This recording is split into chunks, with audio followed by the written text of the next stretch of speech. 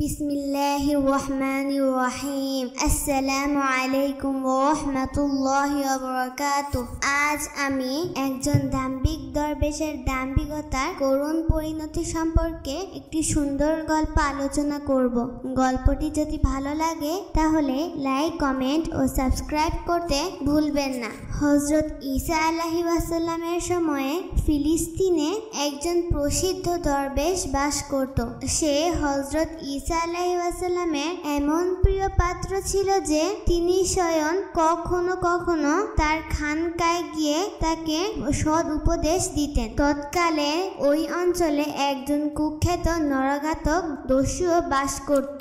সে শুধু ডাকাতি ও নরহত্যায় লিপ্ত ছিল না, সেই সাথে সমসাময়িক জুলুমবাজি সরকারের পোষা গুন্ডা হিসেবে হযরত ঈসা আলাইহিস সালাম ও তার সঙ্গী সাথীদের উপর অকথ্য নির্যাতনও চালাতো। এজন্য অন্যান্যদের মতো উল্লেখিত দরবেশও তাকে প্রচন্ডভাবে ভয় পেত এবং ঘৃণা করত। সহসা এই দস্যুর জীবনে পরিবর্তন এলো এবং সে ঈমান আনার জন্য হযরত ঈসা আলাইহিস সালামের সাথে সাক্ষাৎ করতে গেল। হযরত ঈসা আলাইহিস সালাম এর সময় নিজ বাসস্থানে ছিলেন না। দস্যুটি খোঁজ নিয়ে জানতে পারলেন যে তিনি উক্ত দরবেশের খানকায় আছেন। অগত্যা সে সেখানে গিয়ে হাজির হলো। দরবেশের দরজায় কড়া নাড়লে ভেতর হতে দরবেশ উকি দিয়ে দেখতে পেল তার বহু পরিচিত সেই দস্যুটি দাঁড়িয়ে, যার হাতে তাকে পূর্বে বহু নির্যাতনই সইতে হয়েছে। সে ভিতর থেকে জিজ্ঞাসা করলো, কে?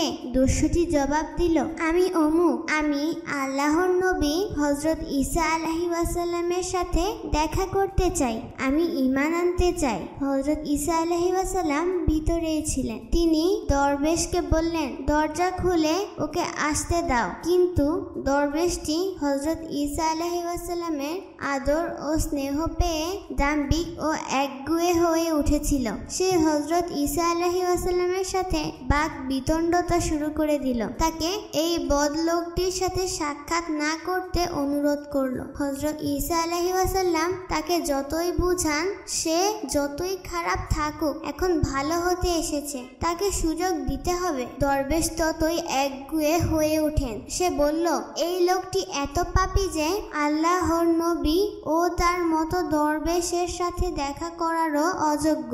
এমনকি সে এত দূরও বলল যে এত বড় পাপী লোকের সাথে আল্লাহ যদি আমাকে পরকালে বেহেশত দেন একসাথে, তবে তা হবে আমার দোজখ তুল্য।